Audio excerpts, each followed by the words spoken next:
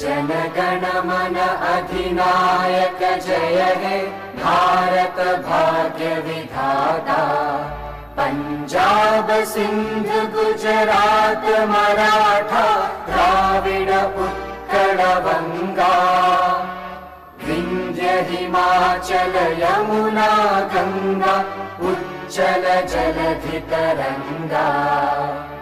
तव शुभ नामे जागे तव शुभ आशीष मांगे। गाहे तव जय गाथा जनगण मंगलदायक जय हे भारत भाग्य विधाता। जय हे जय हे जय हे जय जय जय जय हे।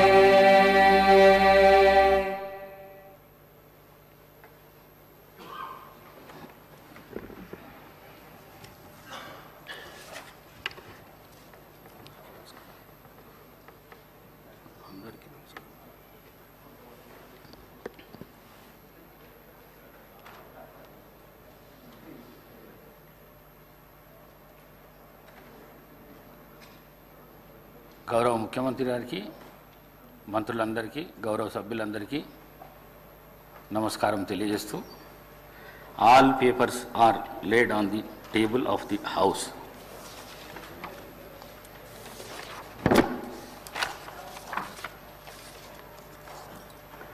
I have to announce to the house that it has been decided to conduct a two-day orientation program on legislative practices and procedures to honorable members of effectively participate in the debates of the house and make proper use of precious time of the house. The program is scheduled to be held on 11th and 12th December 2024 at MCR HRD Institute Jubilee Hills, Hyderabad. Eminent scholars from PRS Legislative Research, New Delhi will deliver lectures on the different topics. I therefore request the honorable members to participate in the program and make best use of the opportunity.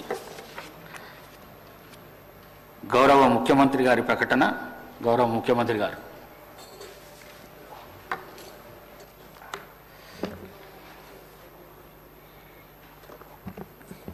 Speaker sir, తమరి అనుమతితో ఈ December 9 Telangana ప్రజలకు ఒక గొప్ప పర్వదినము. అదేవిధంగా December 9, 2009 నాడు ఆనాటి కేంద్ర హోంశాఖ మాత్యులు చిదంబరం గారు తెలంగాణ రాష్ట్ర ఏర్పాటు ప్రక్రియను ప్రారంభిస్తున్నామని చెప్పడమే కాకుండా మొట్టమొదటి తెలంగాణ రాష్ట్ర ఏర్పాటు ఆకాంక్షను వారు ముందుకు తీసుకొచ్చారు.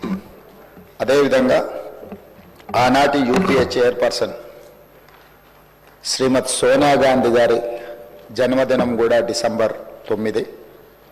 ఈ రోజుకు వారు 78 సంవత్సరాలు పూర్తి చేసుకొని వారు మన 60 సంవత్సరాల ఆకాంక్ష 4 కోట్ల తెలంగాణ ప్రజలు ఏ ఆకాంక్ష కోసం, ఏ ప్రత్యేక రాష్ట్రం కోసం పోరాటం చేసినరో, అమరులైనరో ఆ ఆకాంక్ష నెరవేరడానికి పునాది రాయబడ్డ రోజు. అందుకే ఈరోజు ఈ శాసనసభ ద్వారా తమరి అనుమతితో శ్రీమతి సోనియా గాంధీ గారికి జన్మదిన శుభాకాంక్షలు ఈ సభ ద్వారా తెలియజేయడము మన యొక్క తెలంగాణ ప్రజల యొక్క కృతజ్ఞత శ్రీమతి సోనియా గాంధీ గారికి చేరవలసిన అవసరం ఉన్నది. అందుకోసమే మా సహచర శాసనసభ్యులందరినీ కూడా శ్రీమతి సోనియా గాంధీ గారి 78వ జన్మదిన శుభాకాంక్షలు తెలియజేయవలసిందిగా కోరుకుంటున్నాను.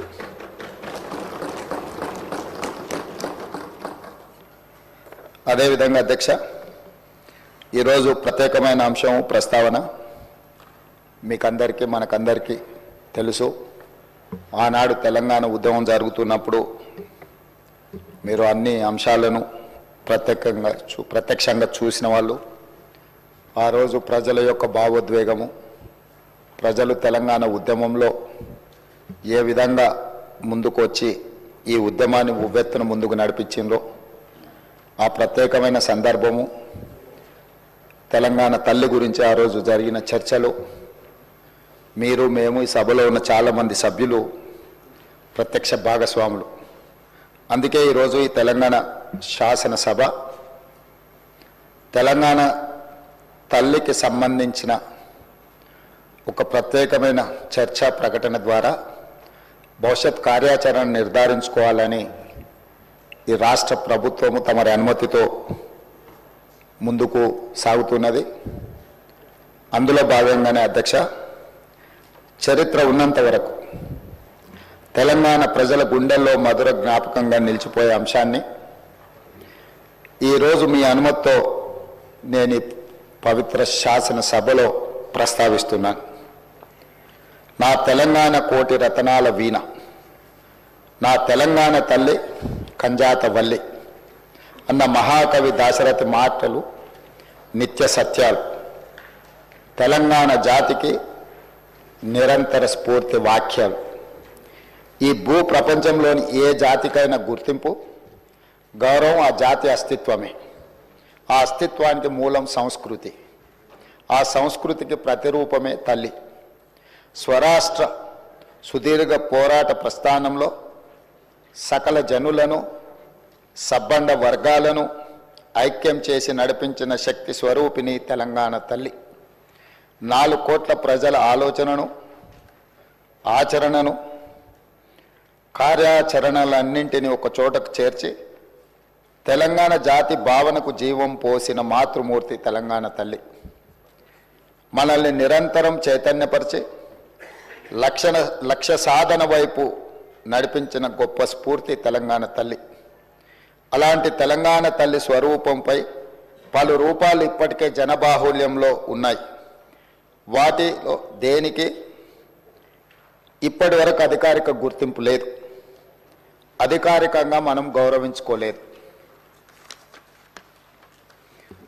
తెలంగాణ నేల స్వేచ్ఛ కోసం పిడికిళ్ళు బిగించిన ఉత్తేజపు జ్వాల, సకల జనులు ఒక్కటై గర్జించిన ఉద్వేగపు మాల. అటువంటి అనేక ప్రజా పోరాటాలకు ఊపిరి పోసిన మాతృమూర్తిని గౌరవించుకునే లక్ష్యంతో నేడు ప్రజాప్రభుత్వం తెలంగాణ తల్లిని రూపకల్పన చేసిన రాష్ట్ర సచివాలయ ప్రాంగణంలో ఆవిష్కరణ చేసే ఉత్సవానికి శ్రీకారం చుట్టింది. తెలంగాణ తల్లి అంటే ఒక భావన మాత్రమే కాదు, 4 కోట్ల బిడ్డల భావోద్వేగం. ఆ భావోద్వేగానికి నిండైన రూపం మన తెలంగాణ తల్లి.